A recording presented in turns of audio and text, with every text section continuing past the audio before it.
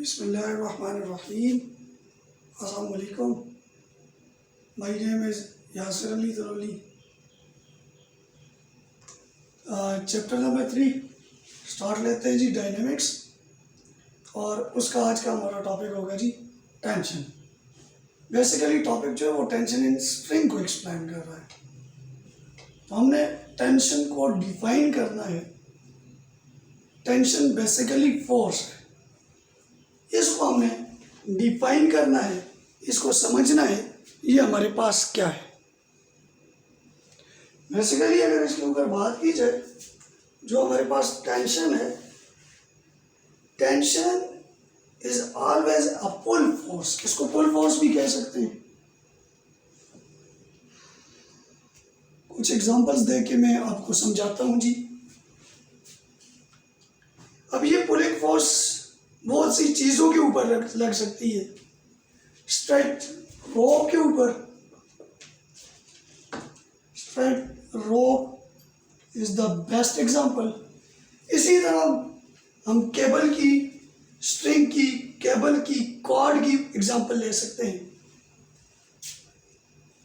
String, cable और cord which is holding. तो इस तरह की जो फोर्स है वो बेसिकली हमारे पास टेंशन फोर्स है। अब टेंशन फोर्स के लिए सपोज हम करते हैं जी, a person is holding an object of mass m। ये मैं इसकी डायग्राम बना देता हूँ। फॉर एग्जाम्पल शॉप के ऊपर जाते हैं, हमने घर के लिए कुछ लाना होता है। फॉर एग्जांपल शुगर लानी होती है, और राइस लाने होते हैं, कुछ भी लाने होते हैं। वो एक शॉपर में हमें डाल के दे देता है, और उस शॉपर के ऊपर भी फोर्स लग रही होती है, बेसिकली पुलिंग फोर्स है। तो उसको जिस टाइम हम हाथ में उठा के ला रहे होते हैं, या ऑफिस को अक्सर हम जाते हैं तो हमारे हाथ में बैग होता है जिसमें लैपटॉप होता है, तो अमूमन उस बैग को हमने हाथ में उठाया हुआ होता है, उसके ऊपर भी एक फोर्स अप्लाई हो रही होती है। तो ये जितनी भी फोर्सेस होती हैं बेसिकली ये पुलिंग फोर्स होती है, जिसको हम टेंशन का नाम देते हैं।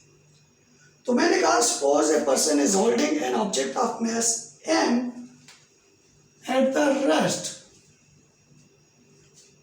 With the help of a string. अब इसके ऊपर दो तरह की फोर्सेस एक्ट हो रही है। First one is the object exerts a force on the hand through the string in the downward direction। मैंने एग्जांपल दी बैग की। अभी ये तो एग्जांपल आ गई स्ट्रिंग की।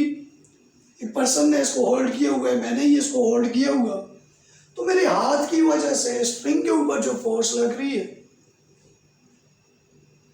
which is acting in the downward direction due to its weight by Newton third law of motion.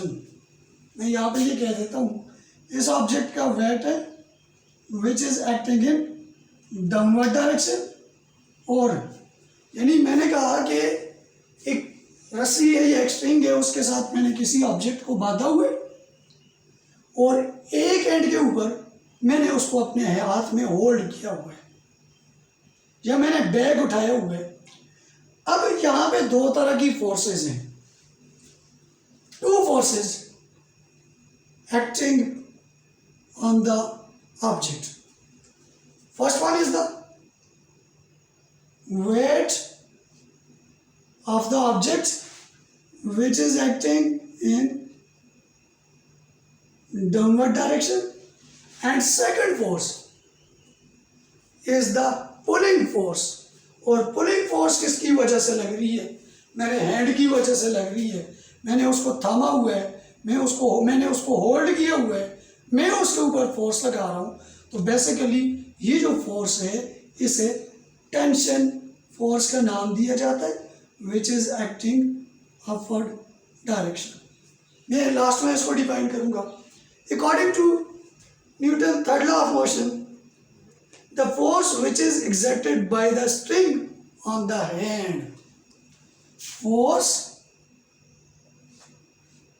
which is exerted by the string on the hand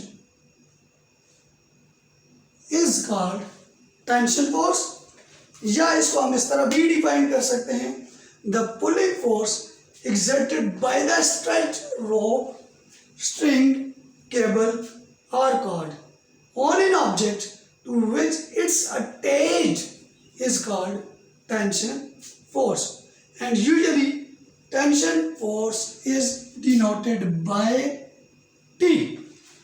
T is the symbol of the tension force. As the object is at the rest, the magnitude of tension is equal to that of the weight of the object.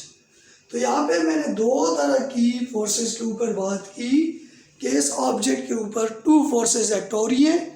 First one is the weight which is acting in downward direction, and second one is the tension which is acting upward direction. तो बाद में next lecture में इंशाल्लाह हम इन forces को explain करेंगे कि ये फोर्सेस किस तरह एक्ट होती हैं, किस तरह एक दूसरे के इफेक्ट को कैंसल आउट करती हैं.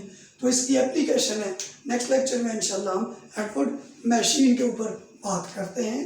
तब तक हमारे साथ रहिएगा.